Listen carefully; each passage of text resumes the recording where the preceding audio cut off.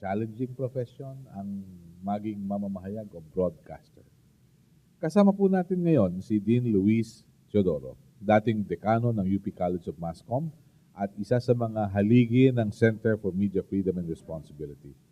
Narito rin po si Ginoong Rommel Lopez, Public Affairs Chief ng Philippine Institute for Development Studies. Magtataka kayo bakit meron akong bisitang taga-gobyernong narito. Kinumbida ko po kasi si Secretary Coloma. Tinext ko rin, hindi ko rin malaman kung bakit hindi ako sinagot. Although pag may reklamo ako, sinasagot naman niya ako. Pero okay lang. Pero ang isang addition sa ating tapatan sa Aristocrat ay ang Chairperson ng College Editors Guild of the Philippines sa National Capital Region, si Charina Claustro.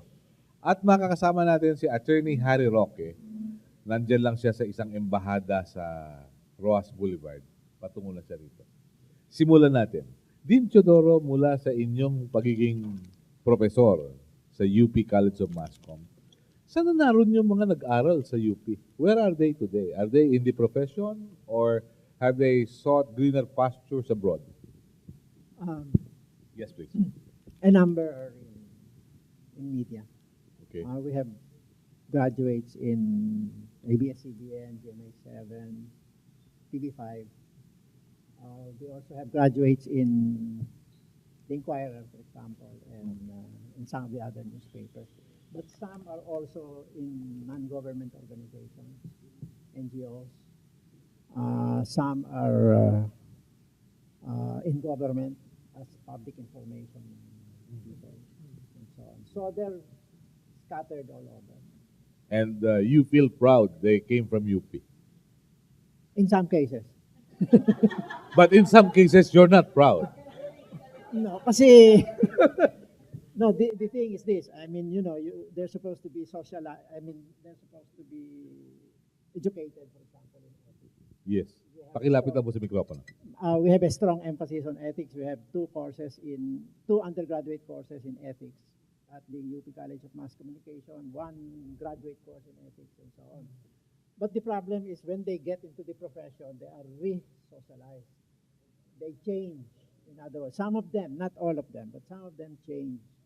So even if you have a student who's a real fire-breathing dragon while a student, the moment he gets into the profession, there's a possibility that he will change. So I'm not too proud of some of those graduates. So there is this possibility that a professional journalist may become an employee of the oldest profession, gano'n? Prostitute? It happens. Really? And despite the kind of training that they receive. Of course, it's an even stronger possibility that will happen if they don't get any training or if they are trained badly. Because you have a problem in Philippine journalism. You have people who are not trained at all, who've never had a day's training, who've never even attended a forum like this, for example. Or you also have people who have been badly trained. You also have people who have come from other disciplines and who therefore did not get any formal training. I think you were talking about that earlier. Yeah. So it's an even stronger possibility in the case of those who are badly trained or who did not get any training or who came from other disciplines. Because some of them, in the case of the latter, some of them get into ethically questionable situations without realizing that these are ethically questionable actions. So there's the possibility that to them, ethics is simply duck racing. No? Wala na yun. Itik-itik na lang. Itik-itik na lang. Okay. Sige po. Salamat po, Dean. Kayo naman, Mr. Lopez, you also had your training because nasa media kayo a public affairs chief, but you had training, right? You were once a college editor yourself. Yeah, I was. And how do you look at the kind of training given you when you were a student, and how does it apply to your job today? Actually, back in the school days, when you see all yung training with ethics, how to practice the profession, talagang it's like, in a way, you're being canonized. This is what journalism is all about. It is the truth. Actually, my rude awakening started when I was not on the first day on the job. On the job training pa lang, we were rudely awakened na ito talaga ang situation. And then, magugulat ka na, nasa na yung mga training that we all received, what's all those things that you read about our notable journalists who stood up for the truth, about transparency. And when you get in, even those who nagtitrain sa inyo, in the major networks and even the broadsheets, the name of the game is compromise, sabihin sa inyo. And I also learned that the media is supposed to be the vanguard of democracy. But in the newsroom, there's no such thing as democracy because what the editor says, the editor gets. What the editor says is truth and printable. That's the only thing that is printable. And in some cases, there are so many, like in my situation, I handle public affairs of the Philippine Institute for Development Studies. We come out with researches about development issues. And then when you read the paper today, Chris Aquino would be hugging 2 pages long just talking about Bimbi and about her new haircut. And then no one would be talking about development issues like, do you know that up until today, diarrhea, sorry sa mga nag-breakfast, diarrhea is still the leading case na pumapatay sa ating mga evacuees. Mas maraming namamatay sa evacuation center kaysa doon sa actual disaster site. And no one is talking about it. We would rather talk about ano yung latest sa buhay pag-ibig ni Chris Aquino sa social media. And then we don't get any attention doon sa mga ganyang klaseng development issues. So part of ethics, I think, whether, katulad nga nung napag-usapan namin ni Dean sa table kanina, whether kung ikaw ay na-train man o hindi, I think it's just plain being human that to know na we need to talk about these issues rather than talk about the crazy love life of a certain woman, di ba? No, it's not crazy. Sabi nila, savory. Maraming kwento kasi. So, hindi natatapos yun. Pero, Charina, mula sa College Editors Guild of the Philippines, nagkaroon kayo ng pagtitipon sa may Menjola. Hindi kayo nakapasok dun sa tulay, ano? Doon lang kayo sa labas? Sa labas lang. Ano yung mga issue na nilabas ninyo sa inyong pagtitipon nung Sabado? Ayun, sige po. Kung natandaan po natin nung nakarang araw, yun, diniklara ng United Nations yung pag-celebra ng World Press Freedom Day. So parang kinuha nung CEGP yung araw na yun para i-expose, no? Para kumuha ng pansin dun sa kay President Noynoy Aquino, dun sa lumalalang sitwasyon nung hindi lang din maging dun sa mga mamayag natin, ganun din sa mga mamayag pang campus.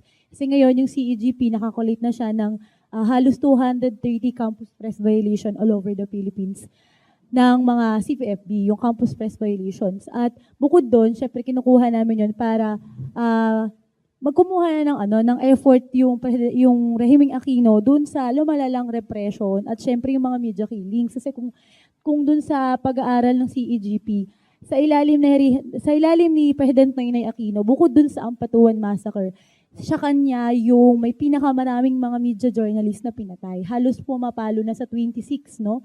Nung nakaraang buwan, meron na namang isang pinatay na journalist sa Cavite. Sa harap pa ng kanyang pamilya binaril. Kaya naman, nung dumating dito si President Barack Obama, matatandaan natin may isang reporter na nagtanong sa kanya na ano na yung lagay nung justice dun sa mga media killings. Sinasabi niya lang na patuloy pa rin sa paghahanap ng hustisya at hindi natin at yung presidente natin hindi ganoon din ka accountable hindi ganoon ka firm kumuha ng accountable dun sa mga napatay nating mga nating kapatid na mamahayag pang campus. Kahit hanggang ngayon nga halos yung mga ay nasasakdal ay mas mga gunmen, no? Yung mga hindi pa yung nasasakdal ay yung mga kung sino talaga yung perpetrator nung nasabing mga krimen. Charina, can you be more specific? Ano yung mga paglabag sa campus press freedom na inyong naitala? Ayun po. Ngayon po, yung mga matitining na mga campus press violations namin, syempre, nanguna doon yung withholding of funds ng ating mga publications. Nandun kasi yun sa CJA kasi nasa CJA, yung Campus Journalism Act of 1991, nakalagay doon na yung administration, school administration may collect May collect. May collect. So, pwedeng hindi, pwedeng oo. Kaya yun yung nagiging stepping stone ng mga admin natin para hindi mag-collecta ng mga pondo. Tsaka yung pangalawa po, yung kasong libelo nung isa sa mga, EIC po, yung editor-in-chief nung UP Baguio Outcrop, na yung isa po nating speaker, siya po yung kasalukuyang abogado nung kaso nung kapwa nating mamahayag pang campus. At syempre yung militarization po, yung harassment ng administration dun sa University of Eastern Philippines. Talamak po dun yung campus militarization na kung saan red tag po yung ating mga campus journalists. At syempre, dito rin po sa NCR, dito sa mga publications ng NCR, ang pinakamatitining yung mga abolishment, yung pagtatangkang pag-asara ng mga publications dahil tinatag sila ng admin na masyadong progressive, militante. At ayun po, no, meron din yung mga tinanggalan ng scholarship yung mga campus journalists natin dahil nag-file ng violation po sa tuition fee increase nung nakaraan nang nagtaas po ng mga matrikula yung mga private university natin. May mga tinanggalan po ng scholarship yung mga admin. So yan po yung mga matitining na mga campus press violations natin po dito sa Pilipinas. Dean Teodoro, I all the while thought we live in a democracy. Why is this happening today? How do you look at it? Can you please share with us your wisdom? Parang ano na yan, kailangan meron ka ng theory ng what's happening. Sige nga po. At least give us a glimpse of how you look at what's happening today. Hindi, kasi one of the things that we notice sa Pilipinas, sometimes Pakilapit lang po sa microphone. we're lost in words, no? Iba yung deeds. So, expert yung maraming Pilipino, particularly yung officialdom, sa pagbibigay ng magagandang label sa mga kung ano-ano, no? Pero yung practice is different. So supposedly merong democracy sa Pilipinas, pero at saka merong press freedom, for example, no? It's protected. Press freedom is protected by the Constitution. Pero what you have are cases of journalists being killed. And constant yan, it's something that has been happening since 1986. 140 journalists have been killed for their work, no? Mas marami pa yung napatay na meron pang mga iba na napatay hindi na for some other reasons. For some other reasons like naging politiko sila. Hindi, pero kung minsan kasama din yun kasi merong mga journalists na naging politiko, pero pagkatapos meron silang radio program. Pagka may radio program ka at pinatay ka dahil sa radio program mo, pinatay ka for your work kasi journalistic work yun. So yun yung mga complications eh. So what ang bilang namin sa Center for Media Freedom Responsibility, 140 ang napatay mula noong 1986 for their work. Yung work related, no? In other words, hindi nagustuhan yung sinabi and so on. Yun na nga, ang question ngayon, bakit nangyayari yon? Supposedly merong protection ng press freedom sa Pilipinas. Pagkatapos, isa pang problema doon, yung out of 140 cases, 13 pa lang ang nare-resolve. Well, hindi actually cases yun, kundi 13 yung naparusahan.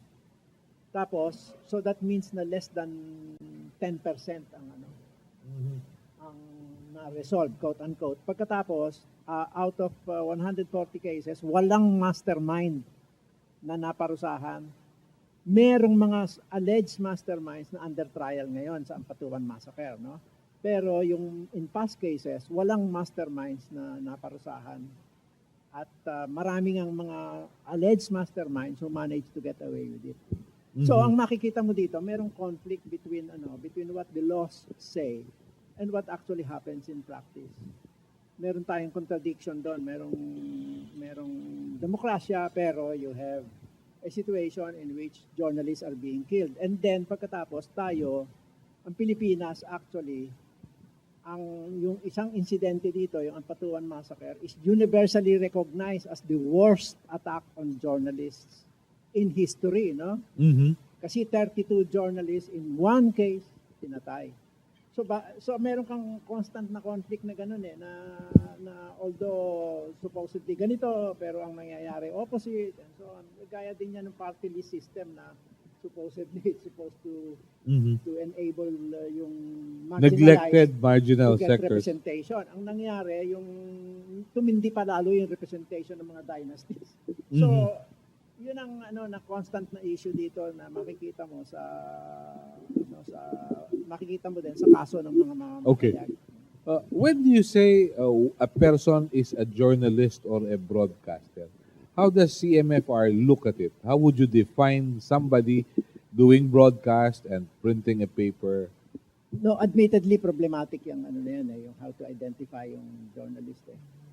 In some jurisdictions, ang definition ng journalist is does he get the majority of his income from journalism.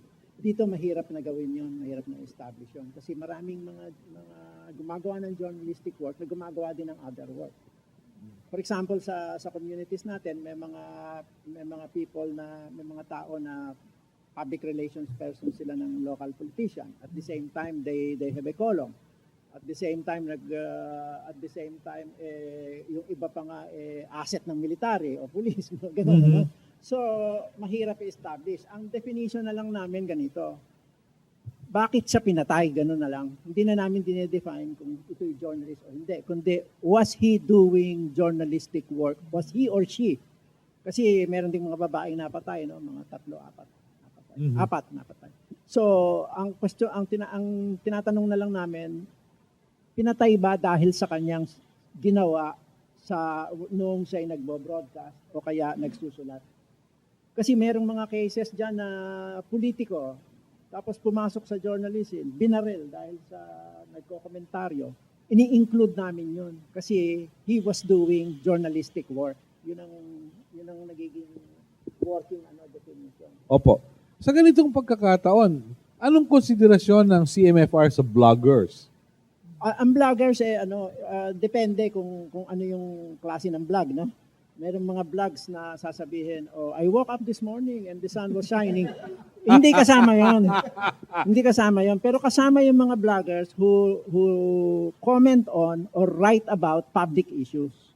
Yung issues of public interest. For example, ikaw ay vlogger, you comment on the news, kasama ka doon doing journalistic work.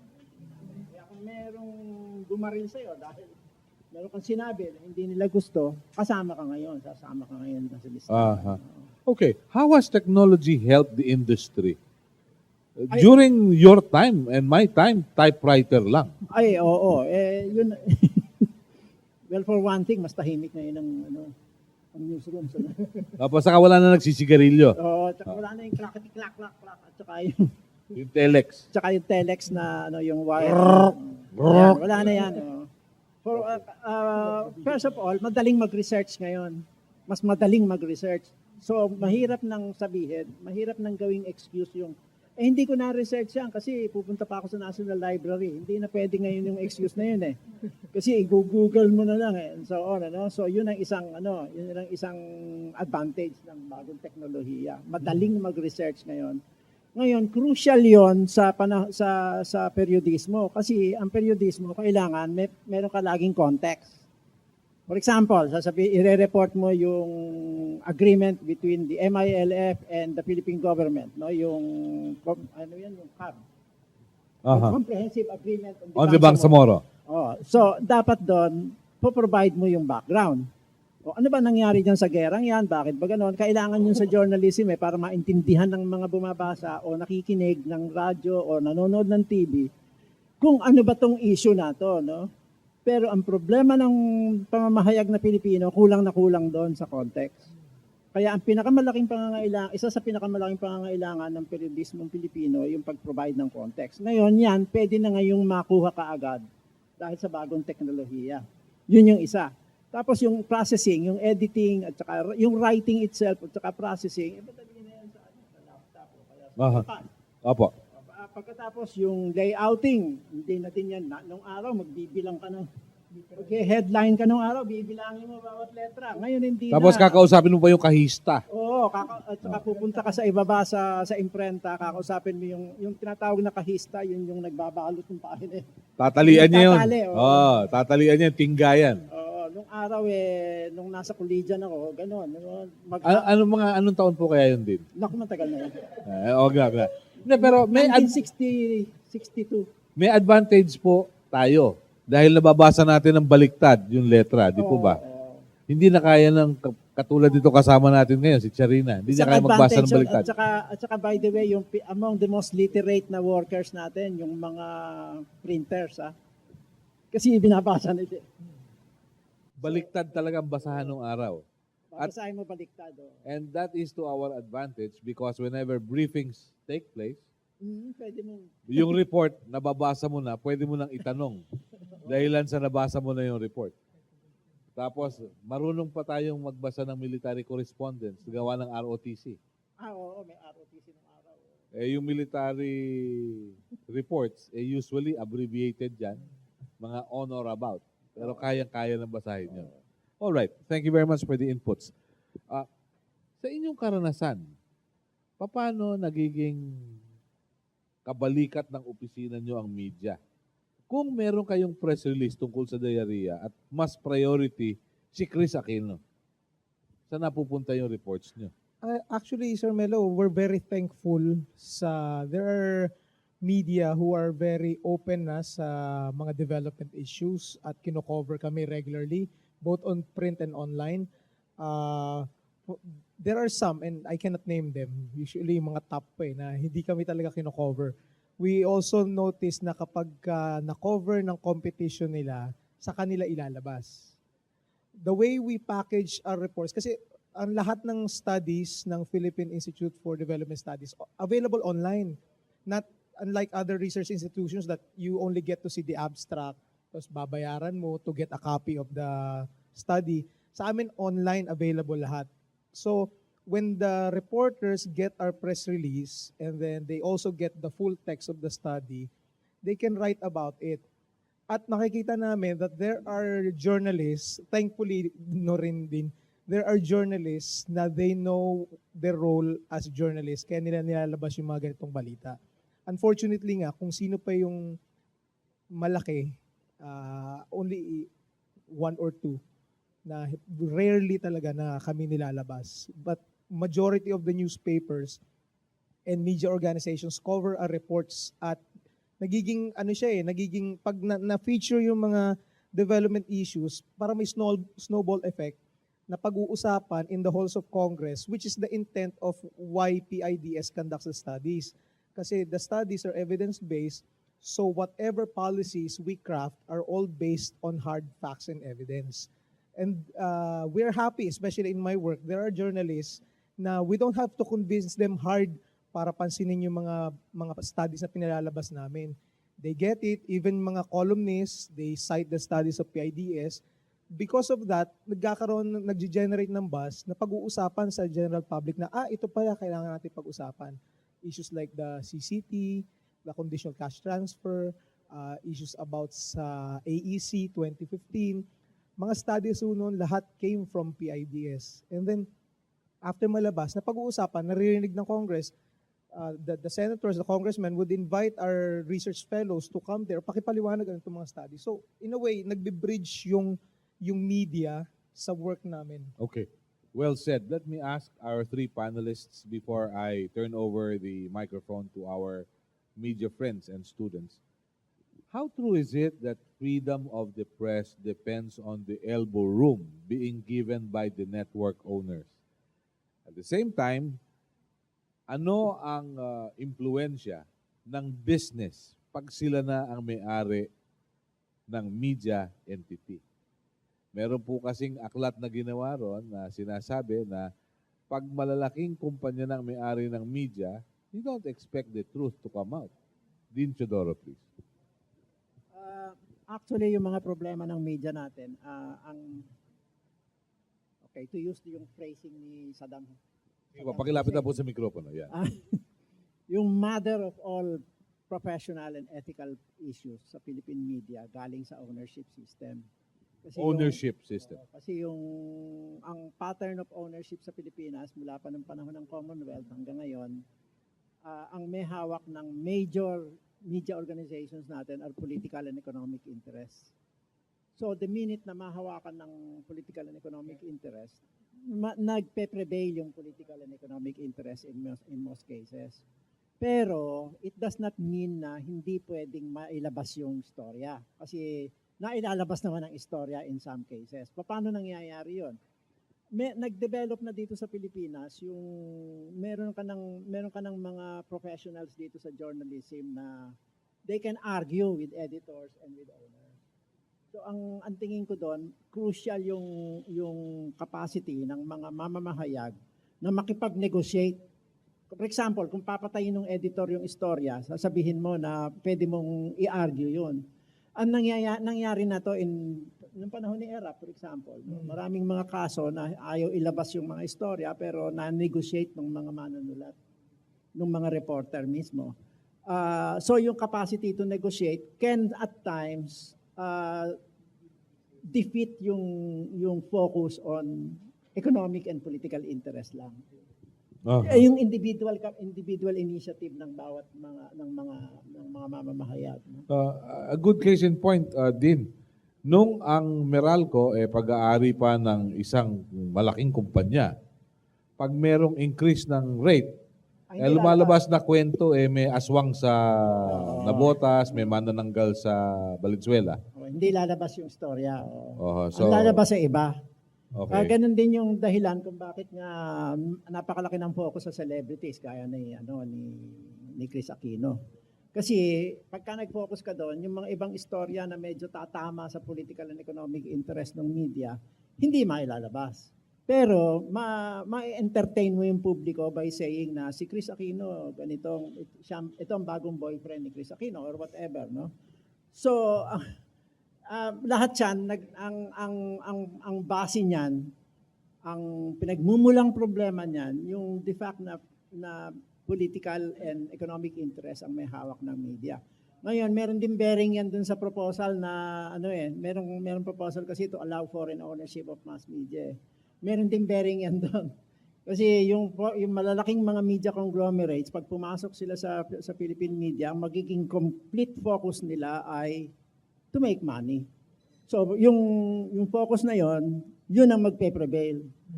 So ang magiging tendency niyan, bababa yung quality ng journalism. Mababa na nga ngayon pero bababa pa lalo.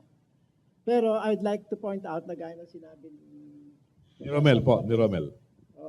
Na merong mga mamamahayag nevertheless na alam nila kung ano ang dapat gawin. Meron tayong mga world-class nga na journalist Meron tayong mga ganun Nag-develop na tayo ng ganung mga journalist, no? Babanggitin ko lang si Sheila Coronel. Sheila Coronel, dean ng School of Journalism ng Columbia University sa New York, no? Kasi at saka marami pang iba diyan na alam nila kung ano ang dapat nilang gawin. Kaya nagfo-focus sila doon sa mga mahahalagang mga issues. Yun naman talaga ang papel ng periodismo. Right. Mag-focus sa mga mahahalagang issues na may kinalaman sa buhay at kabuhayan ng Pilipino. Okay, napakahalaga nun. Rommel, yung ownership, does it have a say doon sa klase ng lumalabas na balita? Well, I can only speculate. Pero in the case sa CEGP and also dun sa ownership ng mga conglomerates sa media organization, I think pwede natin mapagtali We don't expect like a big chain of malls na magkakaroon ng isang independent paper na ilalabas, supported nila, published by its employees. So parang ganun na nangyayari sa mga college journalists na we have to admit it, schools have become a business enterprise na So if students come out with all these reports at masyadong free ang mga campus journalists natin, it would be a disruption of the business And I think in some cases, if you look at it, kung yung mga ating mga businesses or mga broadcasting companies and newspapers are owned by these conglomerates, they wouldn't admit it, pero it's like saying na we will not wash our dirty laundry in public. In some way, sa aming role sa PIDS, parang, kasi independent ang PIDS the government, or not even our mother agency, NEDA, tells us which studies you should come out. There are cases that we go, nakikipag-away kami with other government agencies because we come out studies and evidence-based na put us in hot water. For example, yung issue lang na rice importation. parating matindi yung away from Department of Agriculture officials with one of our senior research fellow kasi he comes out with these studies and he's basing it with hard numbers. So hindi kami na nasi-censor in some way. Okay. Ang problema nun, pag pinakinggan mo si Prosi Alcalat, pinakinggan mo yung NFA, iba yung figures. Yun sir. But our research fellow would stand by his study Findings. for his findings kasi ironically, his findings are based from statistics of the Bureau of Agricultural Statistics. Na which ngayon is ay ilalim na ng PSA. PSA. Before it was attached pa sa DA. Department of Agriculture. Yes. So what our research fellow said was, these are the figures from your own attached agency. So and Why then, question us? Why question us? And they base it from BAS, base it also from the Bureau of Reports. Customs kasi sa importations. So are you saying that we just say na wala, mali ang mga numbers yan, kami Okay. tama? Ganun yung Well sinasabi said. namin. Okay. Sa CEGP, anong tingin nyo? Dahilan sa, yung pondo nyo galing sa administrasyon na kinolekta sa inyo. So pwede kayong sabihan nung eskwelahan, huwag nyo labas yan, makakasama sa eskwelahan. Nangyayari ba yun? Opo, nangyayari yun. So, parang dun, in connection dun sa, maigi kung baybayan natin, di ba? Marami nagsasabi kung saan yung origin, kung saan yung publication. Pero sa Guild kasi naniniwala kami na may two kinds of media. Doon yung mainstream media at saka yung alternative media. Doon magkakaroon ng problema at lagi-lagi kung may conflict of interest. Doon sa mainstream media at doon sa mga campus publication, makikita natin, di ba pinagkaiba ng dyaryo ng mga estudyante doon sa mainstream na dyaryo. Unang-una, wala silang commercial interest. Doon pa lang, doon sa origin, makikita natin magkakaroon talaga ng conflict. Kaya naman, kung sa kaya yung Guild, hindi siya naniniwala na may neutrality eh. There's no such thing as neutrality. Dahil may bias at may pagkabias. Ngayon, doon sa origin ng publication nyo or ng dyaryo, kaninot kayo na ba kayo magiging bias? Kung sa bahagi po yan ng mga student publication natin, from the word itself, dapat sa mga estudyante. Oh. Kaya nandun yun sa nandun yun sa CJA of 1991 na yung student publication, autonomous siya, independent, so automatic, inaano siya ng student publication. Pero yun nga, doon at lagi nagkakaroon ng conflict, doon sa conflict of interest, lalo na kung yung mga student publication po natin ay galing sa mga pribadong universidad. Okay. Kaya dahil alam natin yung mga private university, mga nagmamay-ari dyan ay mga naglalakihang mga businessman, mga kaya doon talaga papasok yung conflict of interest. Pero dahil yung nature ng student publication ay siya alternative media, which is dapat yung kanyang siniserve ay dapat mga estudyante. At syempre, dapat kino-cover lahat ng kanyang dyaryo ay from cover to cover ay dapat mga estudyante. At hindi lang sa mga estudyante, kundi mga student issues and student rights. Yun po yung parang pinupush ng Guild na dapat maunawaan ng mga student publications, specifically yung mga college publications. Okay. Dahil meron po silang parang merong Responsibilidad nila yun. Opo. Meron kasing orientation na kapag high school, dapat admin, dapat May poetry. opo, may mga ganun. Pero may yun yung essay. binabali, binabaka ng Guild na dahil tayo mga college publication, student publication, yun yung dapat na i-cover ng ating mga student issue. Anong ating mga student publication? Yung mga Okay. student issues and mga democratic rights and issues, whatever. Very well. Sandali, Tracy ha. Din, alin na mas nakakatakot? Yung may bias o yung may bayad? Parang pareho nakakatakot eh. Pareho lang. Kasi kung minsan yung bias galing sa bayad eh. Okay. Salamat po. Please. Tracy Cravero from the National Press Club. Ganito, alam natin na mayroong problema yung sitwasyon sa media natin. It's not really about press freedom. So we should attack the problem by its roots. And I just want to comment, kasi sa US, sikat yung di ba, yung kay Clark Kent, Daily Planet. Dito, ang dyaryo dito, Daily Orbit. What can you say about corruption in the media? Dapat ipaliwanag. Teka. Dapat ipaliwanag kung ano yung orbit. Sige. Ano ra yung context ng orbit? Sige. Orbito kasi ganito. Pag pumunta kayo sa Bureau of Customs, ang daming media pag Friday. Kasi umo-orbit sila dun sa mga collectors, mga opisyal. Sa immigration, ganun. Tuwing Monday naman. Usually sa local government, ganun din, Monday. Si Mayor, nandun sa opisina niya, isa-isang dumadating yung mga reporter para sa kanilang allowance. So, yun ang orbit, saka, okay. Ano pong masasabi ni Dean Teodoro? Yun po ba ay natalakay niyo ba yan Excuse sa me. UP? Oh. Point lang kagaya nung ampatuan, hindi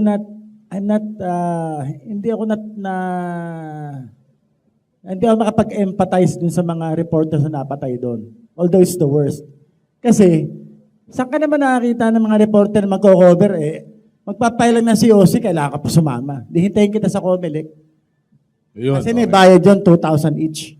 Hindi yun ang pangako. 20 nga pangako eh. Ikaw naman eh. Yes, please. Hindi, yung corruption malaking problema sa media and most probably involved yung issue na yan dun sa napakaraming ang periodista yung sumama dun sa dun sa convoy ni Mangunda Dato. May ampatuan po. Ay, Mangunda Dato, yeah.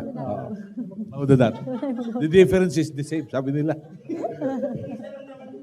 Magpipinsan yun. Pero hindi dun sa CMFR hindi namin i-emphasize yung ano na yun yung issue na yon sa ampatuan kasi ang pinakamahalaga sa tingin namin hindi dapat patayin yung tao. Kahit na corrupt yan, pwede ba naman should people be executed for bad writing, for example? Parang hindi naman. At saka, okay. or for corruption, so parang hindi naman. Tapos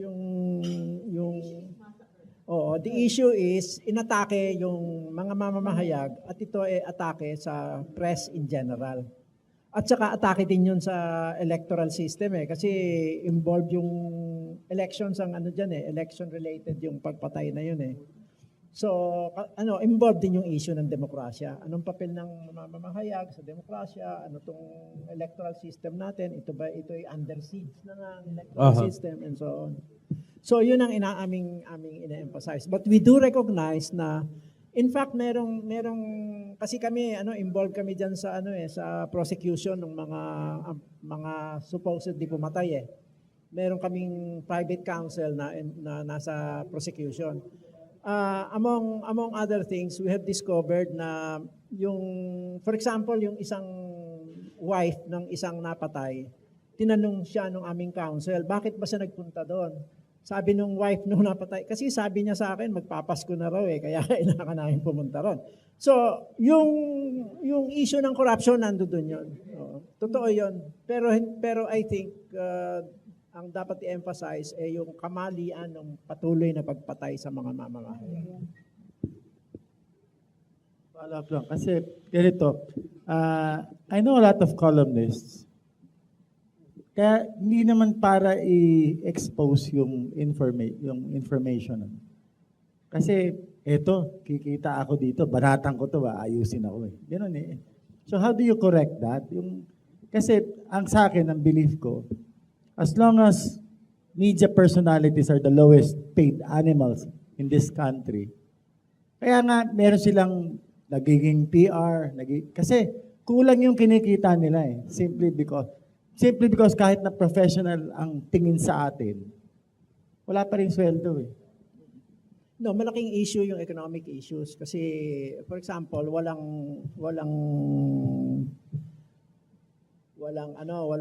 assurance na ikaw hindi ipa-fire, no? Maraming mga diyan. Tapos maraming mga mamamahayag na hindi sinuswelduhan. In fact, nagiging issue nga yung mga mamamahayag na ang pera nila, ang kinikita nila galing sa advertising. Nakita natin yan, yung isang malaking kaso ng isang mamamahayag na sinabi niya na yung natanggap daw niyang pera na 250,000 yata bayad sa advertising. So yung mga issues na gano'n, yung nandiyan yan, Ang isang pangangailangan sa pamamahayag sa Pilipinas magkaroon ng isang industry-wide union.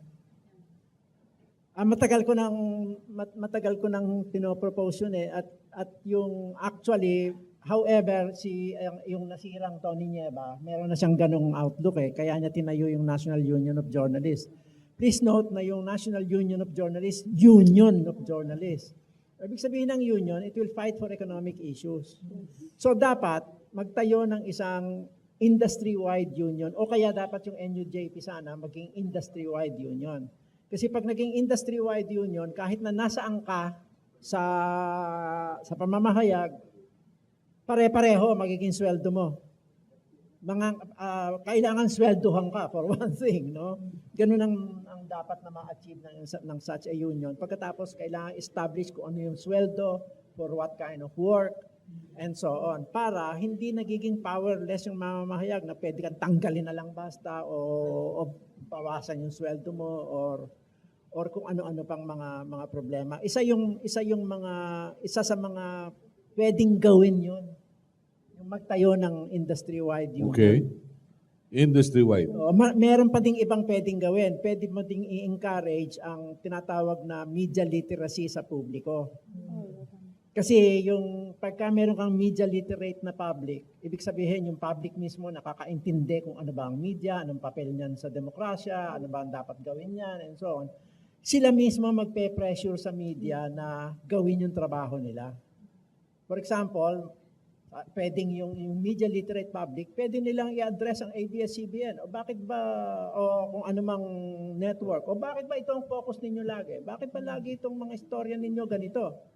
Kung media literate yung public, pwede nilang i-pressure yung mga networks na mas pagandahin ang kanilang pagre-report. Opo. Well said. Isa yun, dalawang pwedeng solusyon yun. Yun nga sana itatanong ko. Yung matagal ng plano na ang pattern nun, ginagawa sa Amerika, yung guild. Kasi pag nagtrabaho ka sa foreign press, sa American Foreign Press company, kahit sa nandun yung kanilang miyembro, yun ang sweldo. May level na defined. Ngayon, paano yan mabubuo sa Pilipinas? Saan manggagaling ang impetus niyan? Manggagaling ba sa workers? Kailangan ba ang suporta ng mga publishers? Kung aasa kang kusang palo na magmemiyembro sa guild, ang mga journalists, maghahantay ka ng matagal. Kasi karamihan ngayon, na nung araw pa ganyan na, maliit na nga sweldo, pag inutusan pang kumover at nag-taxi, hindi maka-reimburse. Ano mangyayari? Yung PR ang magbabayad ng taxi, may konting pasobra. Tapos, ang isa pang practice, pagka tumanggap ng 500 yung photographer, kumurahin na lang ng mga editors, ganun. Pero ilan sa kanila ang nagbabiyahe overseas? Basahin nyo lahat ng travel pages. Puro tiwa yun, junkets. Bakit sila hindi Hindi ba yun corruption? Okay, well said. Dean, pag may press con, before the press con ends, ang tanong lagi raw nung ilan will I get to see Mr. Sobrepeña a bit later? Tama ba yun? Will I get to see Mr. Sobrepeña later? Parang isa nga sa mga pinaka-common na yun Napakalaki kasi ng problema nga nung Economics. Okay. Mahalaga to, pero you must also take note, Dean, maraming mga journalists na hindi naman regularly employed. They're contractuals. A good number of people working in big networks are contractuals. Baka ma-endo rin yan kung biglang sumama sa NUJP o sa Union, industry-wide. Hindi. Ang totoo yan, madaling sabihin na magtayo ng industry-wide union. Pero how to achieve it, may maraming mga detalye na dapat na intindihin at saka asikasuhin. Mm-hmm. Pero ang bottom line diyan kailangan na talaga kasi ang dami-dami ng mga economic issues na nakakaapekto doon sa pagre-report at pagko-comment ng maraming mga mamamahayag. Mm-hmm. So dapat i-address na talaga yung economic issues na yun kasi otherwise magpapatuloy yung paglaki ng problema ng corruption. Okay. Well said. Please identify yourself. Archie Almeida, ng Liga ng mga Broadcaster na dati. I was the first to be arrested sa Way Forum way back in 1980s. Nung simula namin ni Joe. And member din ako ng CEGP Kami nila Malumangahas kasi Anong taon yun? That was in 1979 to 80. Okay, very good. Yeah. Thank you. Buhay pa siya diyan. Ganun eh. Sige lang, tuloy. Ganito kasi, hindi nagbabago yung lengguwahe ng CEGP. Parang kung ano yung nasimulan namin noon, yung pa rin hanggang sa ngayon. Samantalang yung kami naman, ng mga dating galing na, Alex Tinsay, si Alex Tinsay ng GMA. Ako, si Malumangahas. Di ba si Alex Tinsay nasa GMA. ABC5 na? Oh, Wala na sa GMA. pero wala na siya sa GMA. Pero way back then, kung magsalita kami, ang lengguwahe namin, ang lengguwaheng aktivista. Totoo yun. Nagbabago yung panahon. Pero yung issue, ganun pa rin. Yung issue, yung pa rin. Ang problema, iba yung approach na ngayon. Halimbawa, kamukha si Malu doon sa kanyang sa GMA. No? Iba yung approach niya, iba na yung lengguwahe niya. Ako rin, ganun din. No? Pagka nagsulat ako, iba na yung lengguwahe ko. Pagka nasa ere ko, iba na yung lengguwahe ko. Hindi na... Umaasa ba kayo na... kasi ang alam ko, merong isa sa inyo na dating presidente ng CEGP na naging panel negotiator ng NDF. Totoo yun. At alam ko, taga-UE yun. Hindi, pero pare, Ang tanong ko, umaasa ba kayo na magkakaroon ng pagbabago sa trend ng lengguwahe ng CEGP? ayun, sa lingwahe. Oo. Kasi yung iba si Mates, parang ano na cliché na yung nangyayari. Kaya yung iba hindi na napapaniwalaan. May maganda kasi explanation dyan eh. Lahat naman tumatanda eh. Di ba? Pero anyway, let's hear from CEGP. Paano pong lingwahe ba? Yung the way mag-approach or... Hindi, yung lingwahe raw halos ganun pa rin eh. Palaban lagi eh. Pero over the years, yung former CEGP nababago na. Milder na. O yun. Sabi namin doon. Ano po yung... Ano ba? Sige po, tawag dito, kung babalik ka doon sa sinabi ko, nagbabago naman po eh. Kumbaga, nakadepende pa rin siya doon sa lugar o lipuna, kung ano mang kumbaga ambience o yung ano ng nature ng trabaho nyo. Kasi wala tayong choice, 'di ba? Parang halimbawa kung sa CEGP ka, tinrain ka na ganito, maging progressive, militant, like masta ng isang pag pumunta ka naman, pumasok ka talaga sa mundo ng media, alam natin na may conflict at magkakaroon ng conflict of interest. Na yung nature mo, yung orientation mo sa guild at yung orientation, yung conflict ng pinapasukan mong trabaho ay magkaiba. Hindi malabo talagang magkaroon ng na magbago yung orientation natin. Pero naniniwala pa rin naman yung guild na at the end of the day, nandun pa rin yung spirit na progressive at militant doon sa mga naging kabahagi ng guild over the years. Pero yung guild pa rin hanggang ngayon, dahil non-profit organization siya at nabubuhay lang siya sa mga individual o mga editors na naniniwala doon sa advokasya ng guild. Magpapatuloy pa rin yung CEGP. Okay. Yun po. Thank you very much. Do we have questions? Yes, please.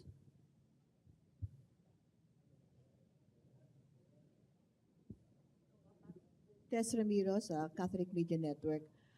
Dean and Mr. Lopez and Charina, my question has something to do with the entrance of foreign conglomerates in Philippine media, especially with regards to the 2015 economic integration of ASEAN. Malaking aspeto to kasi maapektuhan yung development studies natin, yung context, at saka yung economic interest ng ating media, plus yung tinatawag na alternative media ng mga campus journalists, how are we prepared, or is the Philippine media prepared for the eventual integration, ASEAN economic integration? And how will media be able to juxtapose itself or position itself vis-a-vis the entrance of foreign conglomerates sa Philippine media? Dean? I think yung Philippine media, whatever flaws we can see, I think they have to take a stand against yung entry of foreign ownership. Yung integration, economic integration, ibang na yun, So, Professor Lopez na kung sa inyo.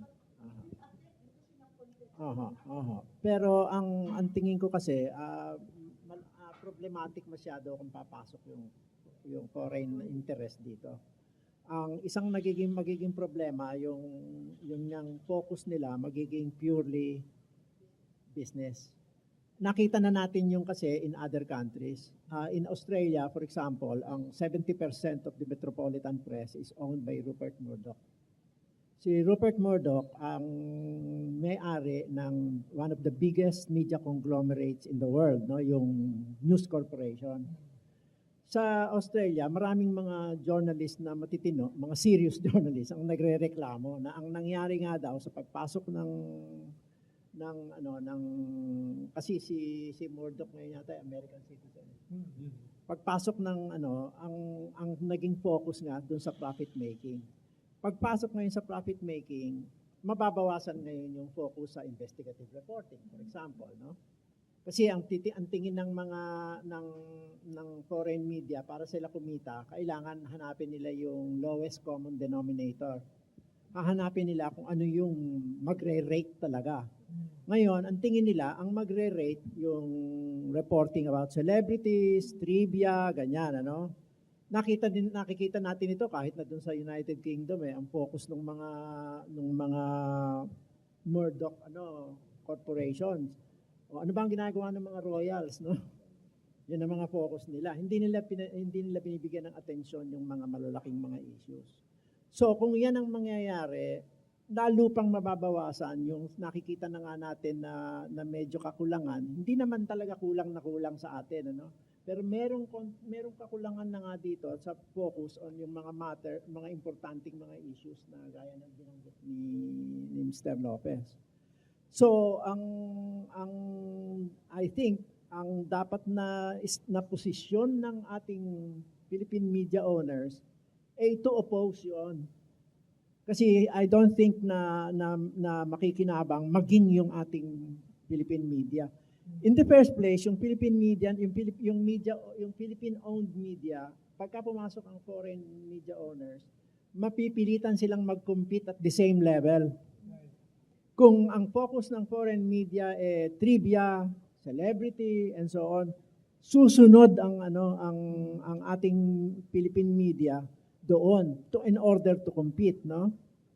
Pagka nangyari 'yon, bababa ang overall quality. Nakikita na nga natin na meron na nga mga indikasyon noon kasi nga yung pressure ng business interest. So yun ang tingin ko dun sa issue na yun. Rommel?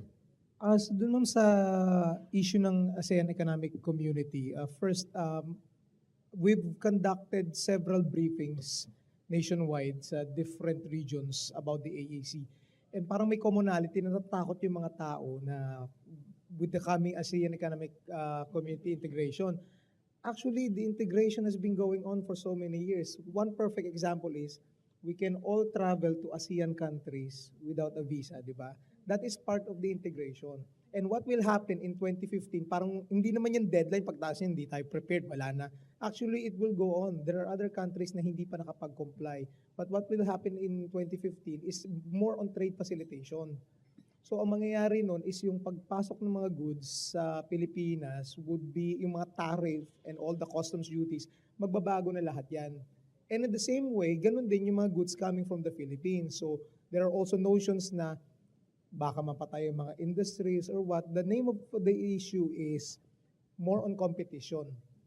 Imagine if there were no competition, we'll still be riding the plane always late. Diba? Na-liberalize yung airline industry because of competition. And the same way with telecommunications. Sa AEC 2015, yun yung mangyayari. So there are some members of the media who are already educated and know what the AEC 2015 is. Unfortunately, even though marami na kaming mga na-publish na mga information on what the AEC really is, no one is paying attention again. Yung isa sa mga frustrations namin, we called on a press conference just for that issue, the AEC 2015. At nakita rin naman namin na all the major TV networks, I think all came. Pero when we looked at the newscast, where the masses, yung masa, watch the news, I won't say the program, wala. Saan napanood? Sa cable news program. Paano na yung masa? Wala naman lahat ng cable. Makaka-cable ko lang kung illegal tapping ka, di ba? So anong tuloy naiisip ng mga tao? Wala. Mas mauna pa nga nila malaman, as I've been saying, yung buhay ng mga artista rather than issues that directly affect them. As I said kanina, katulad din sinasabi nga ni Din, yung about sa competition. It is about the competition na tataas ng antas ng ating level. In the same way sa media. Pagdating sa ownership, walang issue dahil hindi protected pa rin ang ownership ng mga media because of the constitutional ban. Hindi kasama yun sa AEC 2015. Ang nasa may AEC 2015 din lang is more on the trade liberalization. So yung mga products natin would be more competitive kapag nilabas. And also, more products coming in, they're saying nga na makaka-curb ba ito ng piracy at mawawala na ba yung mga under the table sa customs kasi nga na-liberalize na ang trade facilitation. We don't know, di ba? Pero more goods will be coming in. Sabi nga ng ibang mga kaibigan ko, thanks to 168, kaya nagkaroon tayo ng equalizer na yung mga goods na mahirap bilhin noon, nabibili natin sa Divisoria. Just to allay fears lang, the AEC 2015 is more on the economic issue. All right. Would you care to add? Sige, kaugnay po doon sa sinabi. Doon sa more on economic issue. Siguro, kung sa bahagi ng guild, kahit wala naman yung AEC 15, actually yung AEC 15, lalo niya lang palalain yung pagiging, yung foreign domination nung dun sa, in terms dun sa economic ng Pilipinas, na kung saan lahat na ng mga basic necessity nung mamamayang Pilipino, pag-aari na ng mga pribadong kumpanya. At kung sa bahagi yan ng CEGP, ng mga mayagpang campus natin, dahil yung mga student journalists natin ay mga estudyante din, lalo pa nating asahan na yung mga universidad, yung mga eskwelahan, dahil papasok yung mga foreign maaaring mag-result sila na pati yung education natin ay gawin ng private, no?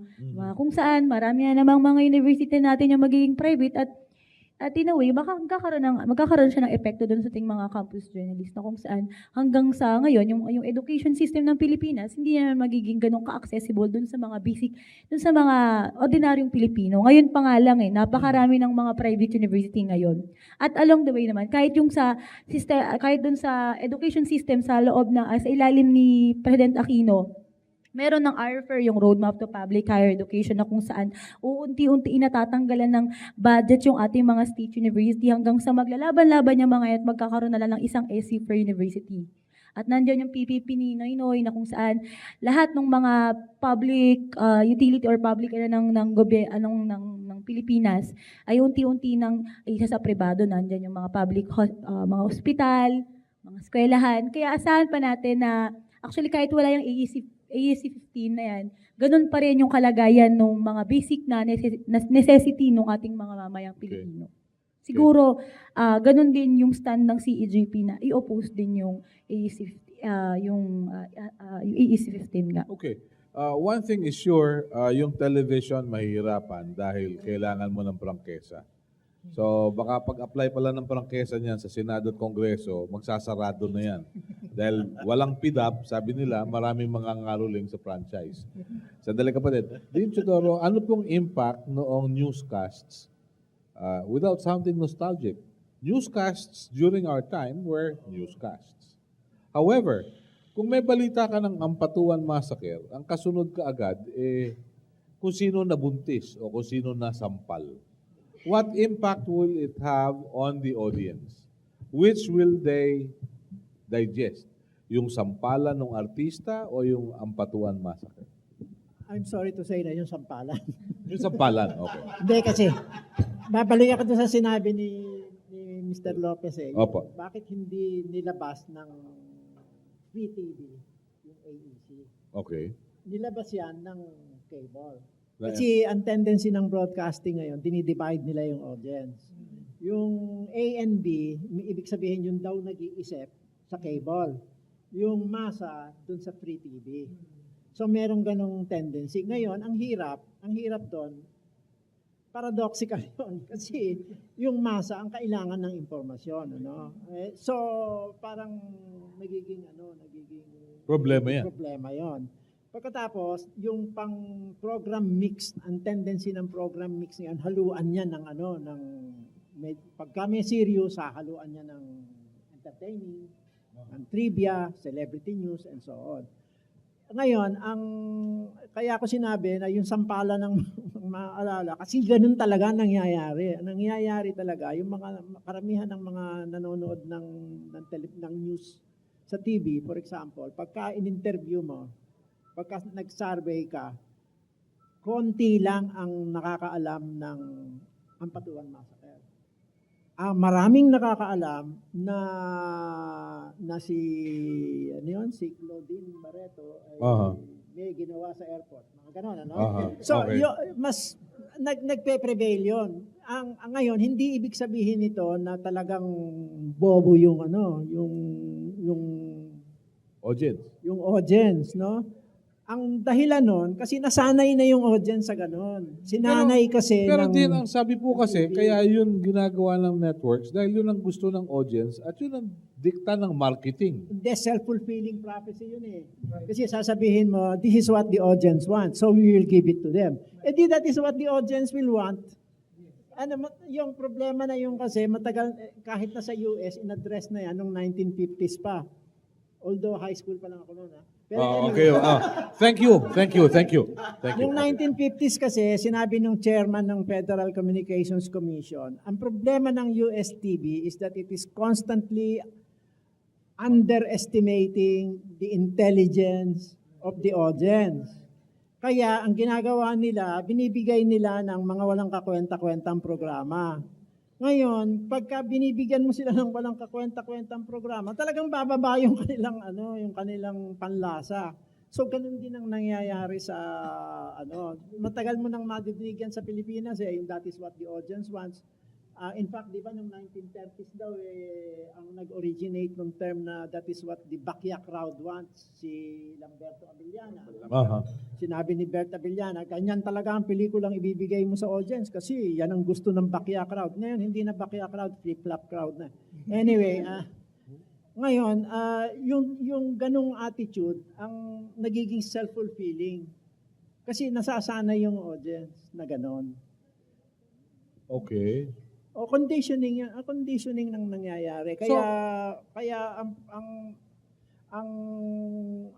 ang tingin ng mga decision makers sa media, sa broadcasting particularly, bakit kami magre-risk na i-improve namin ang programming? Ito tested na. Ayun. Magre-rate ito. Oo. So, At mas yan ang maraming ibigay natin na ibigay. Okay. Kaya yung mga serious issues, tinatabi nila, doon nila nilalagay sa cable yan. Kaya sa ANC, for example, meron ka mga talk shows, may mga reports on ano ba nangyari dito sa signing nitong agreement with the MILF, and so on and so forth. Pero wala yan sa free TV or very rare yan sa free TV. Kasi ang assumption nila, hindi yan gusto ng masa. Mga tanga yan. Ganun. I'm sorry to say na ganun ang assumption ng iba. Kasi madidinig mo, mga executives ng mga networks, sasabihin, ako naman yung mga tao doon, hindi naintindihan nito. Meron akong inattenda na isang meeting with the British ambassador na merong isang executive ng network, sinabi yun, graduate pa naman namin. Anyway, sabi niya, yung mga taong yan, hindi nila naintindihan. Sabi ko, hindi ba yun ang responsibilidad ng media para maintindihan nila? Dapat bigay ninyo yung informasyon. Ibig sabihin nun, hindi ninyo binibigay yung information. Okay. Anong impact ng telenovelas on prime time? Pakilaw. Sige po. Yan, in fact, yung isang network nga, ginamit nila yung entertainment para yung hindi lang telenovela, kundi yung all entertainment, nagde-detract yan sa yung pag-provide ng information kasi yan ang malaki ang audience. Malaki ang audience yan At saka yung mga ibang programs na non-news. At one point nga yung isang network, ginamit nila yung isang ano man tawag doon? Variety show ba yun? Para i-kontra yung yung news programs ng alas 6. Wawawi Oo, yung Wawawi kasi nilagay nila at the same time as the news programs. Ang calculation nila doon, mas panonoorin yon. Kung totoo man yun, ang hirap nun, nababawasan yung kaalaman ng mga tao kasi konting-konti na nga yung nalalaman nila through the news. Lalo mo pang i-attract sila, no? I don't know how successful that was, however. Okay. No, nagsarado na ho yan. Nagsarado na. Nagsarado na. Oo. Din, ito bang pagbibigay ng mga awards ng mga journalist? So, kasi marami na de-demoralize na nasa mga media practitioners na hindi naman totoo yan wala namang ginawa yan bakit nagkaroon yan ng ganito? So yung iba naman, they are bragging about it na from this university, nakatanggap ng ganito, openly, anong nagiging... Kami yan, anong nagiging epekto nito sa ethical, parang unseen ethical standards sa pagiging journalist or nung journalism per se? Paano yan? Sige nga po din. Ang problema kasi doon sa mga ibang awards sa atin, yung ano man tawag doon sa in academic terms, canonical. Ibig sabihin ng canonical.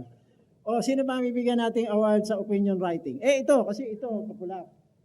Yun ang laging binabanggit ng mga tao. Sino bibigyan natin ng investigative award for investigative journalism? Ito kasi nagre-rate yan. Yun ang tendency Ang tendency hindi malinaw yung mga criteria. In some of the awards, hindi ko sinasabing lahat pero in some of the awards hindi malinaw kung ano yung criteria. Kaya nga nagkakaroon ng mga kontrobersya. O bakit binigyan ng award yun? Bakit ganoon? Bakit ganyan? Yun ang dapat ang tingin ko yung most of the awards dapat malinaw ang mga criteria at saka mayroong process talaga na pwedeng i-review. Din, dagdagan ko yan. May isang universidad nga, pati may casino, awardee May isang senador na tahimik sa Senado, awardee. Merong ibang aspeto na involved dyan. Yung palitan ng... Ex-deal. Exchange deal. Yes, Pat. Sa inyo pong tatlo, papunta naman po tayo sa paperless media yata. Meron nang nakikita tayo, dwindling sales ng mga print. Ano po future ng print in the years to come? Yung mga print, talagang pagsakan. Makita niyo po yung solid talagang. Kasi kalat na ngayon Ba't kaya pa bibili ng print Pag ganyan mo sa cellphone mo, kuha mo na kagad yung advisory and everything. Sige. Ano po ang future ng print? Pero dagdagan ko na rin yung tanong ni Pat ng Tribune. Bakit daw mas mabili yung Bulgar at yung Remate kaysa Inquirer? Tama. Hindi ba? Aminin na natin, yung may Borles, mas malakas kaysa doon sa Matino. Hindi muna, kayo muna. Hindi, una yung tanong muna ukol sa bakit mas mabili yung ano. Well, in the first place, mas mahal yung Inquirer Mas mahal yung Inquirer. So, I'm serious about that, no? Kasi merong isang study na ginawa na interview yung mga bumibili ng mga tabloids. Ang sabi ng mga bumibili ng tabloids, unang-una, mas mura yan kaysa sa broadsheet meron pang pangalawang issue. English yung broadsheet So merong economic aspect tapos meron ng language yung language problem. Ngayon, sabi nila, talaga bang gusto ninyo to? Ang sabi ng mga nag-respond, gusto din naman namin ng malaman bakit ba mataas ang presyo ng mga bilihin, bakit ba walang trabaho. In other words, gusto ng mga tao na makakuha ng tamang impormasyon, pero hindi nila makuha dahil sa limited yung kanilang capacity to get to access yung certain forms of media. Ngayon, yung second point, yung question naman na ano ba ang kinabukasan ng print, totoo yun, worldwide talaga nagde-decline ang circulation ng print, pero mayroong mga other countries where tumataas. Sa India at saka sa China, mataas ang print. Pagkatapos, even sa US, ang sabi ng New Yorker, for example, tumaas daw ang kanilang circulation. Maraming mga pwedeng dahilan doon. Isang dahilan doon kasi yung print madadala mo everywhere, hindi mo naman kailangan ng iPad or a laptop in order to access it. Lagay mo sa briefcase mo, tapos na yan. Pagka meron kang panahon, buksan mo. So isa 'yun sa mga dahilan. At isa pang dahilan yung parang nagwe-wear off na yung yung novelty ng new media. in some ways, nagwe-wear off. Hindi ko sinasabing nagwe-wear off completely. For example, in some of the countries gaya ng US, yung Facebook, marami nang nabobore sa Facebook. Marami nang may mga accounts, hindi na nila ina-access. Kasi after a while, ano ba naman yung pag-uusapan natin dyan, ano, ganon. So ang nangyayari, bibili na lang ako ng kopya ng New Yorker. Although New Yorker mahal, $5.95 ang isang kopya. Anyway, bibili na lang ako ng New Yorker, babasahin ko kung ano yung mga mahahabang essay, ang hahaba ng mga artikulo sa New Yorker, for example. No? Merong isang ang sumulat ukol sa social media na pino-point out niya na maraming mga kakulangan ang social media. For example, your friends in Facebook are not really your friends. Right. No? Pagkatapos, yung pluralism, yung various viewpoints, walang space yan sa halos walang space yan sa new media kasi ang tendency ng mga tao is to follow people who have the same views. Pero pagka ikaw ay bumili pagka ikaw ay nagbasa ng isang magazine o isang newspaper, medyo limited yung pluralism, pero meron ganon. Meron pa rin konti, no? Kahit nasabihin mong limited. So maraming mga factors, although totoo na worldwide bumabagsak ang Sa Pilipinas, very poor third ang ang print. Ang layo-layo ng print sa TV at saka sa radio. Tapos nga lalo pang na-undermine ng social media. Okay. Pero hindi natin alam kung within the next 10 years or so kung ano yung mangyayari. Okay. Yes, Rommel. If I may add, yung question about the future ng mga dyaryo, when email came, sabi nila mawawala na raw ang mga letters, pero nandyan pa rin. Actually, nagpa-prosper pa yung mga greeting cards, postcards. What I would say is mag-shift lang, magbabago ng role. The old media will become the alternative media.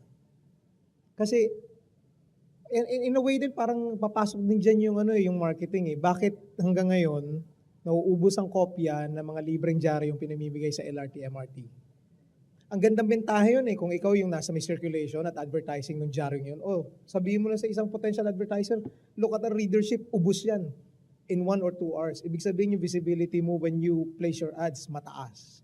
Kasi yung human traffic and readership niya sigurado dahil nauubos yung kopya namin. Sa bilang ng mga pasahero. Sa dami Right? rin sir eh. Okay. Yun eh. Pag human traffic, iba kasi dating. Okay. Okay. Kasi yung gamit, yung topic na sa traffic sa mga malls. Opo, mabuti na yung maliwanag. Yeah, okay. Yes, please. May kinabukasan pa ba kayo sa CEGP? Pag papasok kayo sa dyaryo, may dyaryo pa ba? Actually, yun po yung malaking problema ngayon ng mga campus publications natin. Dahil yung iba, halos kalahati ng mga membro ng publications namin sa buong Pilipinas, may problema sa pondo. Kaya naman nagre-result na pumupunta sila sa social media, para yun yung gamitin nila. At marami na dun sa aming mga member ang gumagamit na nun. Pero ine-encourage pa rin talaga namin na mag-print dahil may mga publications talaga na nagsasara, na hindi nagiging active kasi walang pondo at hindi nakakapaglabas. Kasi malaki yung power ng print, nakikita mo talaga siya at binabasa siya ng mga... Magkano ba yung karaniwang publication fee? Kung sa amin po, depende. Sa inyo? Kung sa Sa school, inyo? kapag mga public, mga 20 pesos po per estudyante. Ilan dyaryo na yun? 4,000. Ay, depende kung... How, Pero hindi po monthly? kami 1:1 yung Monthly ba kayo? per sem po. Per sem? Pero kapag mga private university, wala namang problema yun sa pondo eh. Ang may mga malalaki talagang problema po yung mga state university natin. Okay. Thank you. Sol? Meron lang akong gustong i-share. Una, bago ako magtanong. Yung history ng television newscast.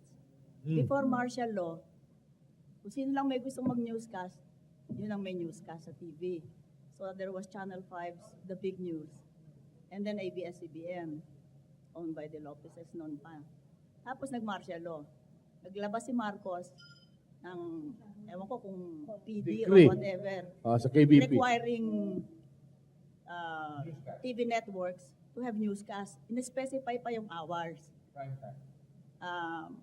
Late afternoon, yung Tagalog, ni Richero at saka ni Paula Canilaw. Tapos, early evening, yun yung sina Bong Lapira, Jose Maribeles. Tapos, after that, Yung Channel 7, na very famous noon, only for US shows and children's shows, napilitan sila, mabuti na lang, hinire yung buong news department ng nagsara na ABS-CBN. Kaya nagkaroon ng news department at Channel 7. So I just wanted to share that. Na doon nag-umpisa yung tradisyon. Okay, saka, Sol, dagdagan ko yan. Nung pre-martial law, mga magaganda't gwapo ang nasa television, right? No. Hindi. Bihira pangit no. Nung araw, even after martial law, yung TV newscasters, hindi readers. They were involved in the process of gathering the news, deciding what the content was, percentage-wise, nung bawat news item na isasalpak nila dun sa air. Na ngayon, Hindi news kagaya readers ngayon, na. depende kung sino yung kinocoveran, nag-inaugurate lang ng basketball court, mas mahaba pa yung coverage kesa dun sa Senate hearing. Okay. Yun na napuna mong pagbabago. Okay? Tsaka yun, gusto ko na lang, ito yung tanong ko. Sa dami ng progreso sa teknolohiya, tingin ko, hindi nakatulong na mag-improve ang quality ng print at broadcast. Lalo na sa print, kitang-kita dahil yung sa broadcast, pasok dito, labas dun eh. Sa print, lalo na sa English newspapers, mali-mali ang grammar, mali-mali ang spelling. Kasi nagkamatay na yung mga matatandang editors. Puro bata na nakaupo. Hindi nakukuha sa teknolohiya ang pag-improve ng quality ng medium. Okay. Napansin nyo rin ba yun? And to add to that, how has the bilingual approach in schools helped? Hindi, yung English kasi pababa talaga ang overall eh. Uh-huh. Yung bilingual approach, I think has been damaging. Pakisuyo po, pakilapit Has po. been damaging to yung capacity ng maraming Pilipino na Okay. to speak or write English. Yes, of writing. Pagkatapos yung punto nila, totoo yun, halatang-halata mo eh. Kuminsan nga, meron nga isang major broadsheet. Kuminsan, sasabihin nila, the president and her wife. Mga ganon, ano? Tapos, pieces of glasses litter the streets. Ano yung pieces of glasses? Yung ba drinking glass ba yun? May narinig ako sa radyo. May nakalimutan ako itanong sa presidente ng banana exporters ng saging. Yun. Hindi, pati din naman sa radyo at television, makakalata mo din yung decline ng lengguwahe. At tapos kuminsan nga hindi lang sa English kundi pati na rin sa Pilipino. Uh-huh. To add to that, Sir Melo, lalo na sa mga jarista natin dito, it really baffled me. Talagang, I tried to look at it. Kailan naging Tagalog word at accepted Tagalog word ang salitang timbog? Natimbog. Kaya parating natimbog. Nakita ko na sa tabloid yun and then I was surprised, naririnig ko na sa major newscast. Saka yung nangongotong. Yun, narinig ko rin dito sa Manila yun. Yung kapulisan. Kapulisan, Tsaka yung kaganapan. Polisiya instead of the existing word patakaran. So pag sinabing the policy of the police department, sa Tagalog ng broadcaster, ang polisiya ng polisiya. Saka yung respond. Din. At saka yung maliban at bukod sa, hindi nila alam. Kasi mga hindi Tagalog ang nagiging sikat na broadcaster. Yung hindi nila naiintindihan, nag-invento sila ng salita, nagiging accepted ngayon. Ang hindi ko nga po maipaliwanag hanggang ngayon kung anong ibig sabihin ng nakung saan. Nakung saan. Hindi kaya nga ano ibig sabihin ng nakung saan? Tapos may mga, hindi ko alam kung saan graduate, na nag-newscast on the spot, live pa. Yung Pandakan oil tanks doon, sabi niya, at itong mga depot na to. Depota. Okay. Thank you, Sol. On a serious note, sandali po, on a serious note din, Teodoro, kailan naging laman ng balita ang isang reporter? I guess this is a very ticklish issue. Let's talk of disaster coverage na yung periodista, yung taga-radyo, taga-telebisyon, siya yung naging balita kaysa dun sa nangyayari. Ano ba ang tanong kung kailan nangyari? Ano masasabi mo ron sa ganung transformation? Meron kaming, no, in fact, meron sa aming, sa CMFR, meron kaming blog, yung In Medias Res. Meron kaming artikulo ukol dyan. Ang titulo ng artikulo, it's not about the journalist. Kasi yung journalism is not about the journalist. Okay. It is about what is happening. No? Kaya hindi dapat nakafocus sa journalist. Pero ang nangyayari dyan, kasi nagiging self-promotion kasi yun eh. It's a form of self-promotion eh. Na, Self-promotion. So, papakita mo, yung aming nandun siya, right there, at nagre-report siya kahit na 315 kilometers per hour ang hangin. And so on. Ngayon, dalawang issue ang involved dyan. Unang-una ba, yung periodista ba, dapat ba ilagay niya yung buhay niya sa panganib dahil lang sa isang istorya? Sabi nga very common itong saying na to no story is worth dying for. Tapos yung pangalawa, anong impression ang binibigay mo dun sa audience mo nung nakatayo ka dun sa gitna ng hangin? Ang impression na binibigay mo, mahina lang pala itong bagyo to. Nakatayo ka po eh. Hindi nag-iiba ngayon yung interpretation ng media audiences dun sa event na nire-report mo. Yun ang isang Pagkatapos meron pang mga kaso na pinofocus yung naku, kawawa naman kami dito, baka kami mamatay na rito and so on and so forth. Hindi ko na babanggitin kung sino yun. But anyway, yun talagang ang nagiging focus yung reporter, hindi yung event. And yet, mahalaga yung event kasi ang kahalagahan nun, yun yung impact sa tao. Ano ba ang mangyayari sa mga tao dahil dito sa bagyong ito? Yung disaster reporting, makikita natin na particularly evident yung self-promotion ng mga mamahayag. Yun, hindi dapat gawin yun, ang tingin ko. No? Uh-huh. Pero ginagawa nila dahil nga sa ratings din yun. May kinalaman din sa ratings yun eh. Okay. Kailangan ipakita mo na magaling yung mga reporters mo, nandoon sila, nagre-risk sila ng para sabihin ng mga tao na wow, ang galing nila. Talaga pala kung dapat nanood tayo dito. Okay. Ano pong masasabi nyo doon sa newscast na binabalita yung magaganap sa kanilang teleserye? Yan. Din. Hindi, kasama din yun sa Pakilapit lang po sa mikropono. Parang nakita ko yata kanina yung umaga yan eh. Nire-report ko ano mangyayari dun sa isang teleserye.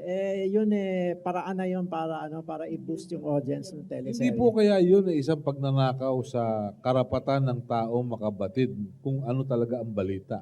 Dahil you have to make a difference which is news and which is not. Oo. Hindi, ang nangyayari kasi pagka nag-focus ka sa ganon, ang ibig sabihin nun na edge out yung ibang istorya.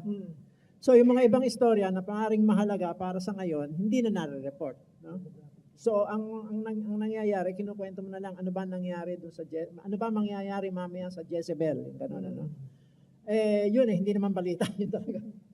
Nakaliskisan na yung sirena, parang gano'n. Nakaliskisan na. Oo, wow, talaga nga naman. We'd like to open, sandali kapatid, ladies first.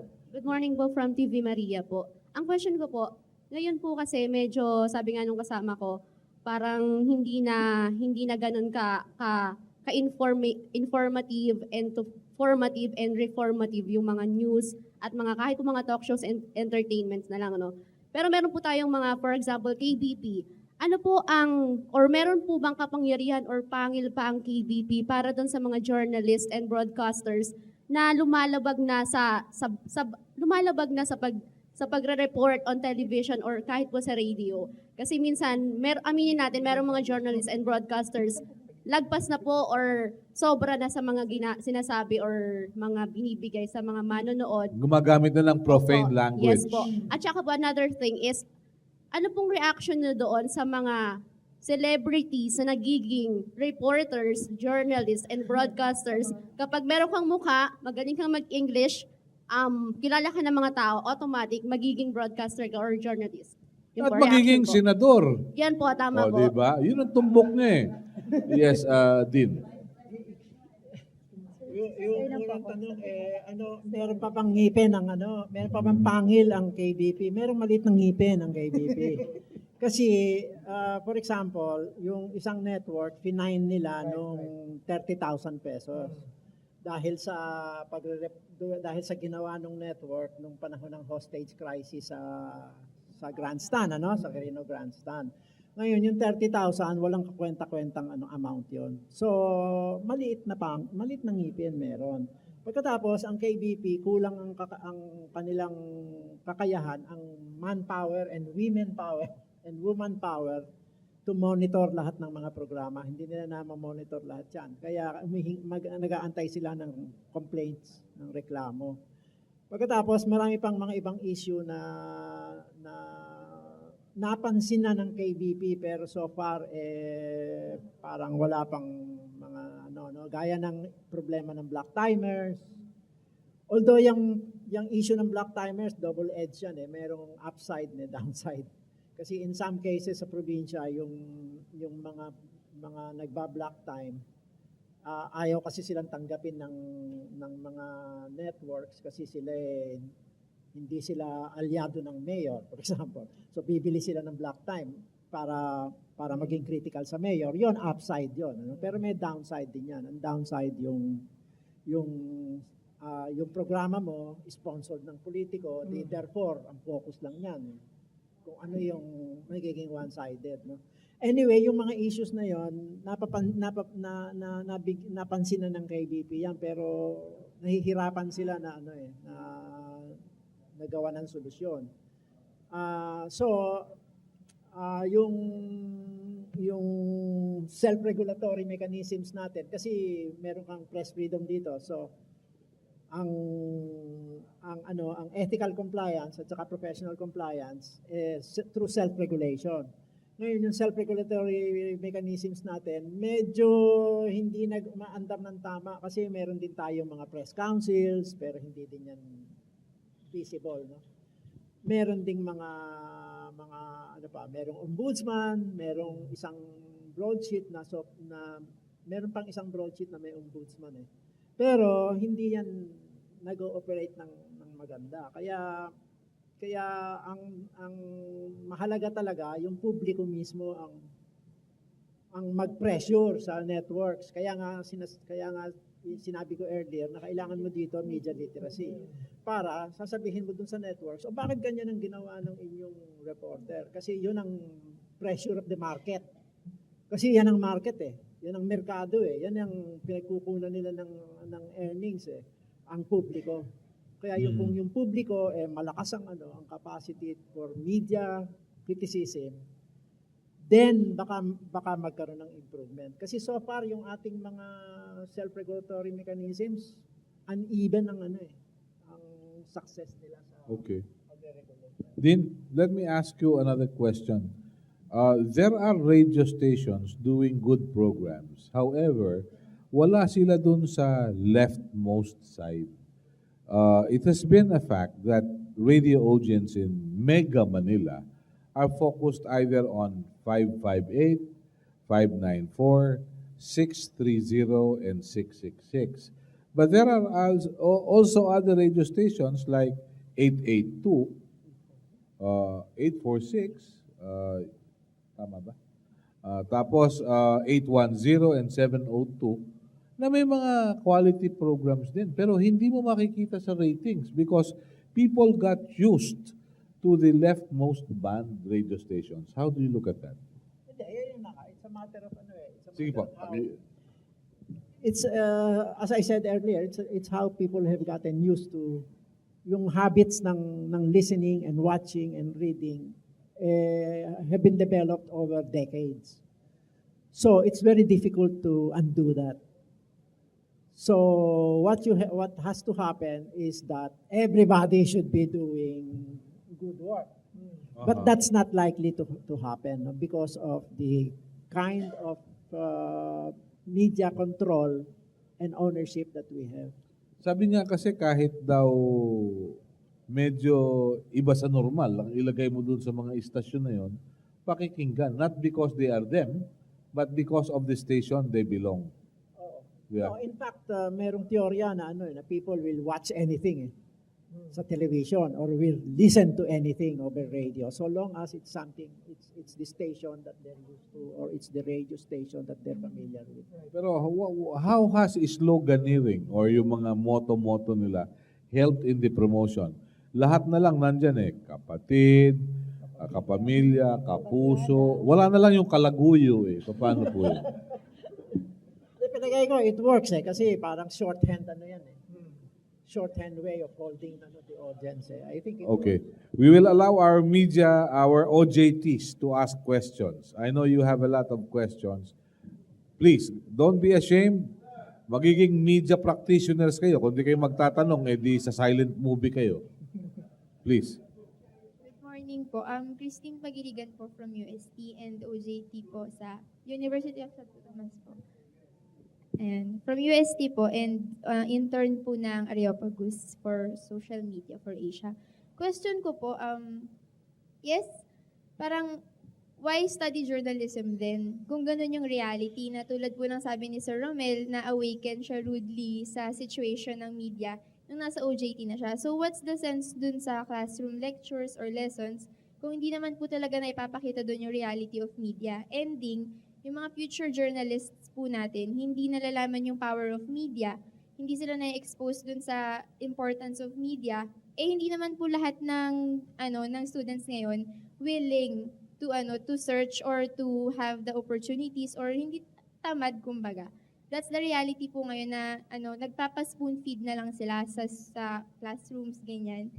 Pero hindi naman po hindi rin siya naituturo dun sa mismo sa mismo classroom. Plus yung mga famous journalists na na-mention na rin naman po or yung mga naipe-present talaga, hindi rin po naipapakita yung tamang journalism ethics or what. Thank you Alright. po. How would you react to that? Rommel? Sa OJT, meron pa akong isang anecdote. I was in this major TV network and then I was looking across, nandun yung maliit na room nila where they do the news breaks. Tinitignan namin yung monitor. Sabi ko, walang news break? Bakit naka-on yung studio lights? At nandun si Guy, nagdi-deliver. Yung pala, sabi sa akin ng isa sa mga tao doon sa newsroom, tinetrain yan. Sabi ko, teka, hindi pa siya reporter tinetrain na. Kilala niyo to, hindi ko lang sasabihin pangalan niya, pero he started as a newsreader. Tinrain siya before siya naging reporter. Baliktad. Isa sa uli sa mga naisip ko, parang ako nag-aaral na ako, gumagano'n na ako, parang ano to?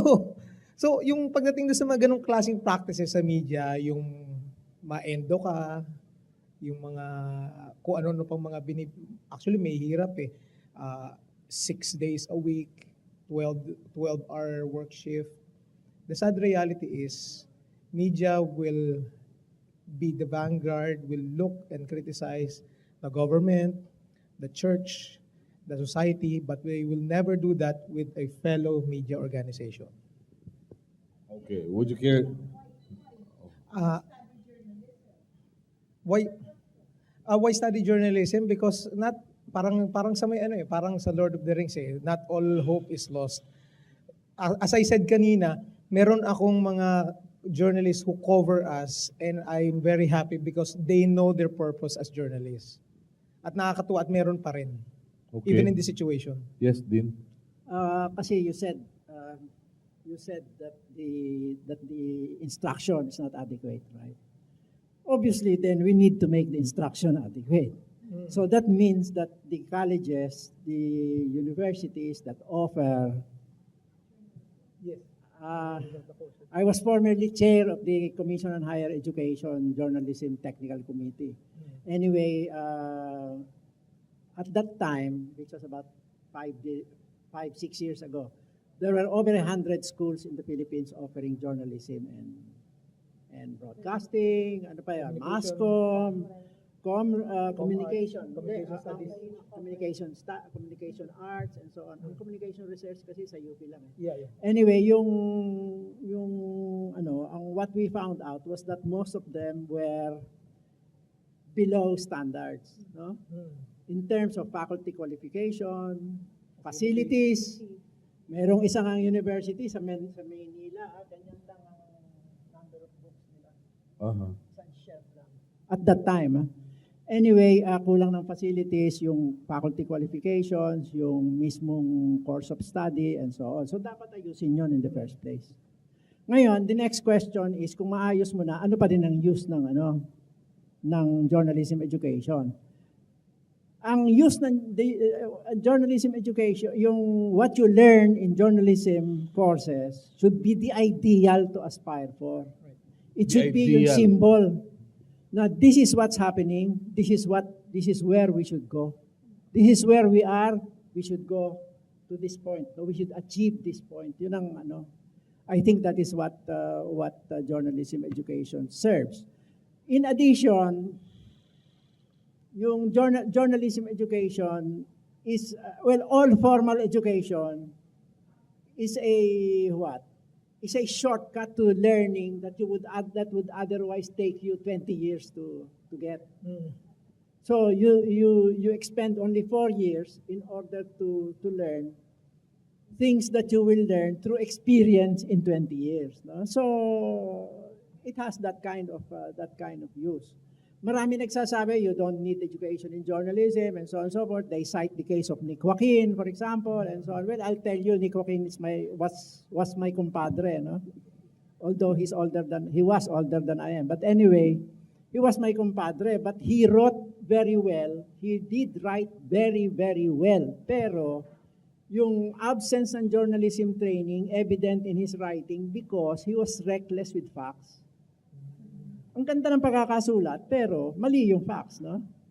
Yun ang tinuturo ng journalism most of all, in truth-telling. Accuracy and truth-telling are the fundamentals of journalism training. Yun, dapat yun ang first rule na matutunan ng lahat. Kaya hindi ako naniniwala doon sa ako mismo I'm not a journalism graduate. I'm an AB English graduate. Anyway, and a comparative literature graduate. Anyway, and an Asian studies graduate pa pala. And anyway, yung hindi ako naniniwala doon sa claim na to be a journalist you don't need to take courses. I think it gives you certain advantages. For one thing, you learn the ethics very quickly. Maraming mga practitioners hindi alam na mali yung ginawa nila eh. So, you learn the ethics within 1 semester. And actually, the skills and fundamentals of journalism can be taught in 1 year. Actually, in 10 months. And that's what they're demonstrating in Europe.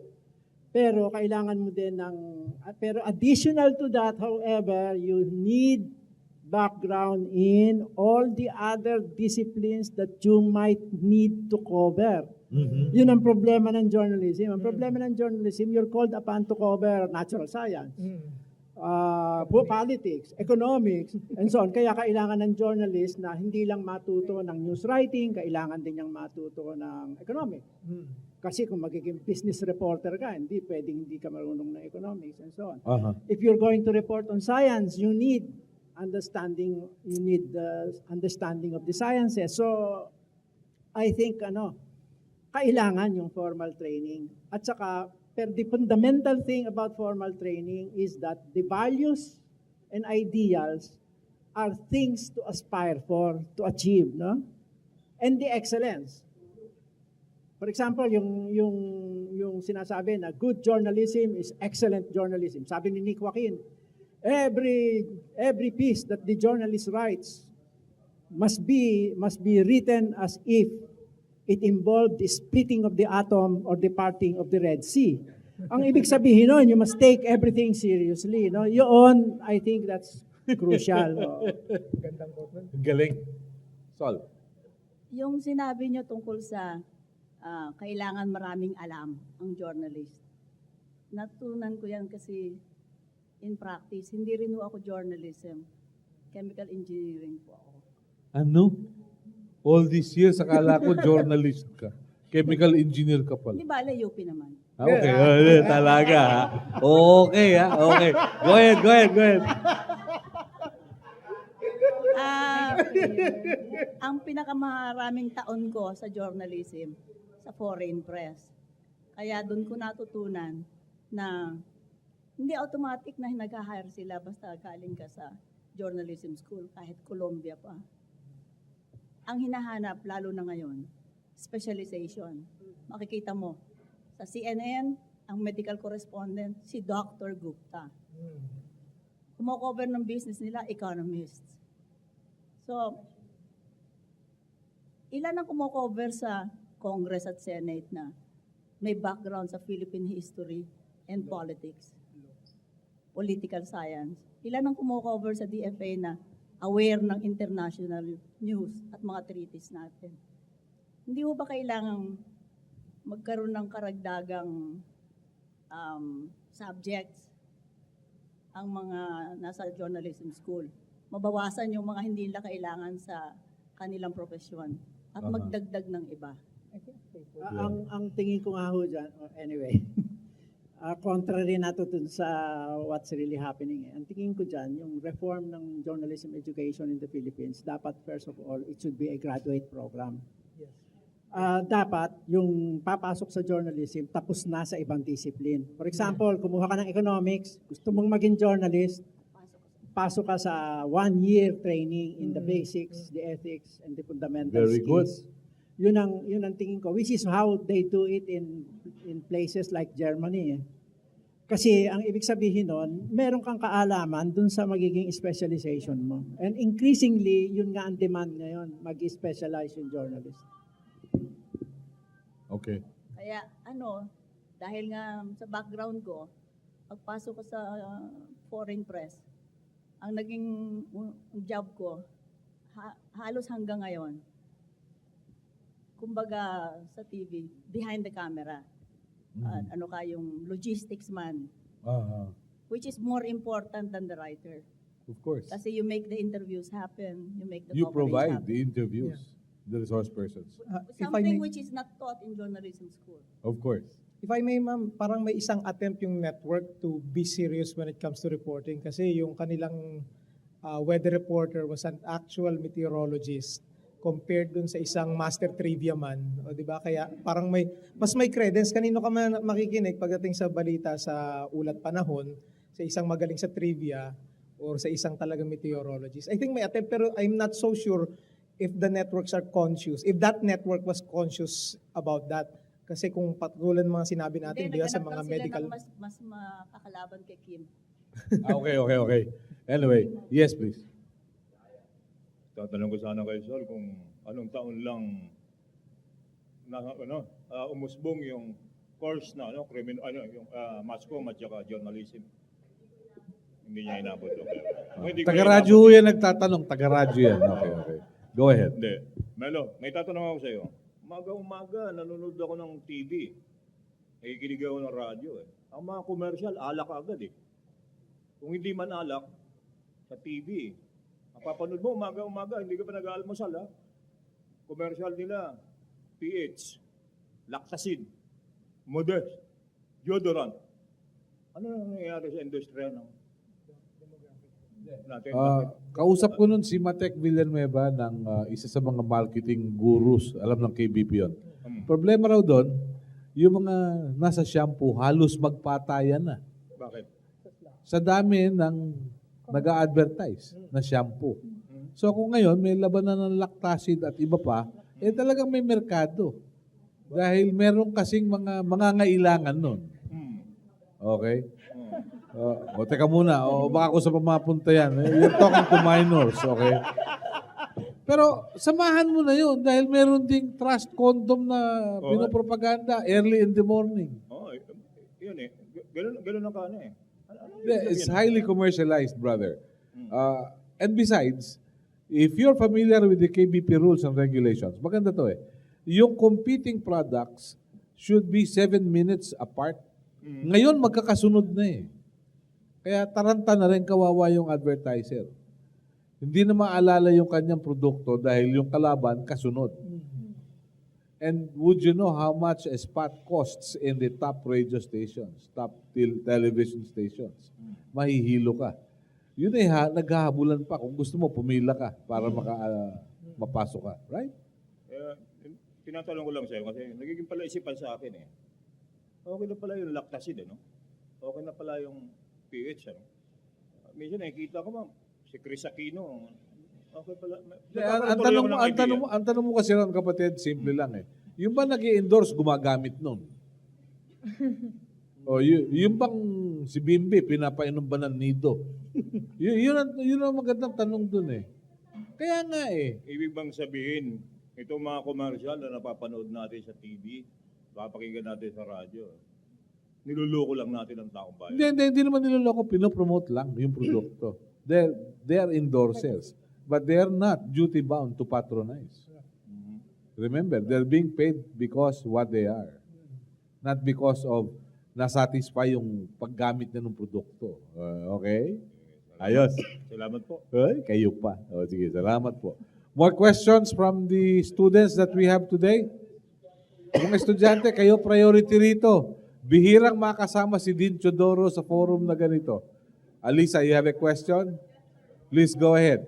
Sige, stand up. And remember, pag magtatanong kayo, KISS will apply. Keep it short, sweetheart. Wala. Go.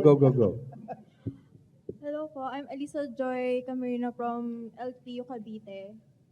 Intern po ng Aristocrat. Ang tanong ko po, di ba po sa KBP meron pong mga rules and regulation. Bakit po walang uniform rules para po sa mga broadcast companies? Kasi di ba po yung mga ibang companies po, meron silang kanya-kanya.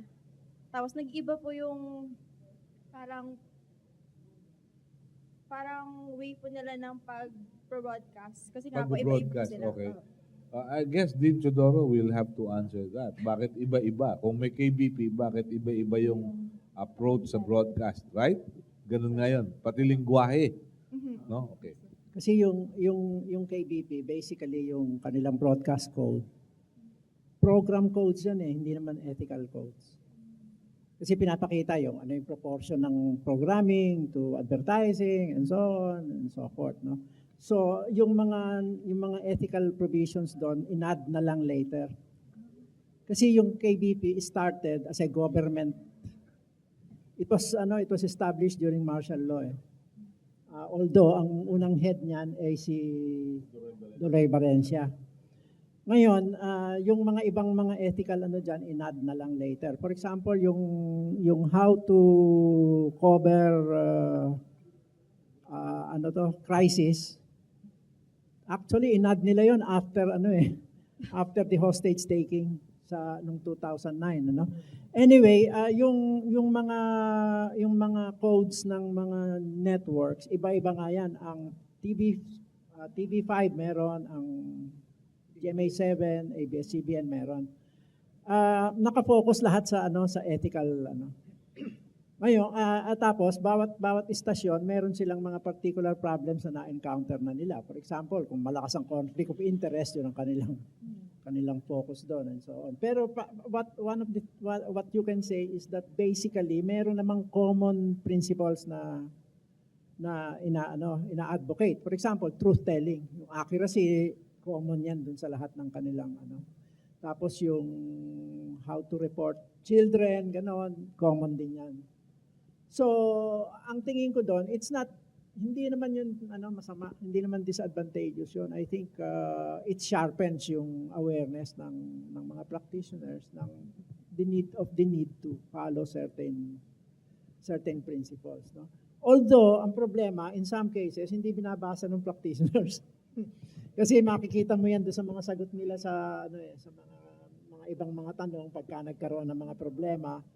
Apparently, hindi pala nila nabasa. Tapos nangyayari din yan sa print. Kasi yung mga ibang, some of the broadsheets, meron ding internal codes.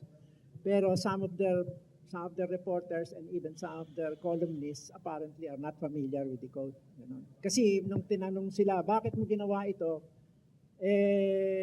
Yung sagot nila, apparently yung practice contrary to the principles of the media organization, pero ginawa pa rin nila. So, isang problema doon, nandiyan yung mga principles, nandiyan yung KBP broadcast code, nandiyan yung codes in the networks at saka in the newspapers, Pero in some cases, hindi binabasa or hindi nai-implement.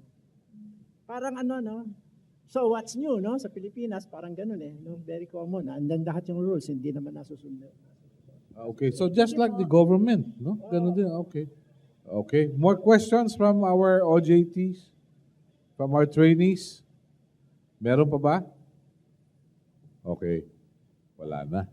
So I'd like to thank our guests who took time out to be with us. Alam po ninyo, mga kaibigan, maraming anggulo ang istorya. Ang hostage taking, for example, sa grandstand ng Maynila noong 2010, sa Quirino Grandstand, will be viewed differently by reporters from different beats.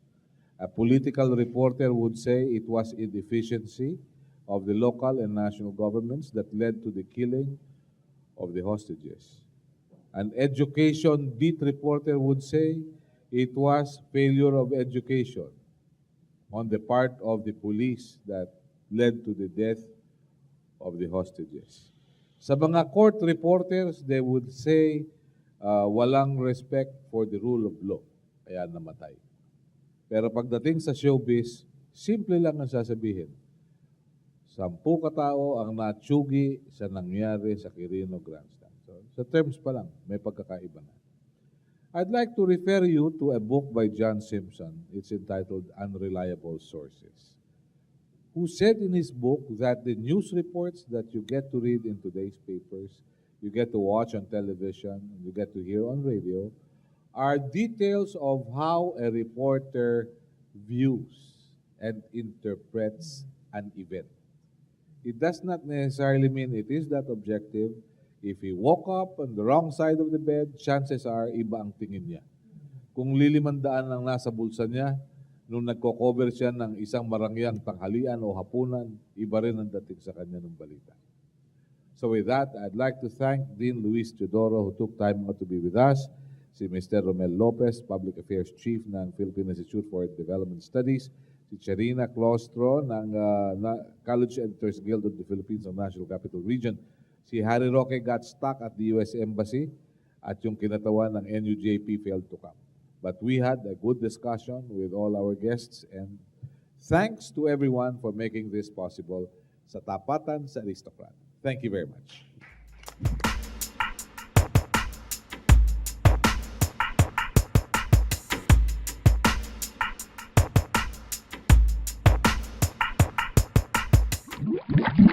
Yeah.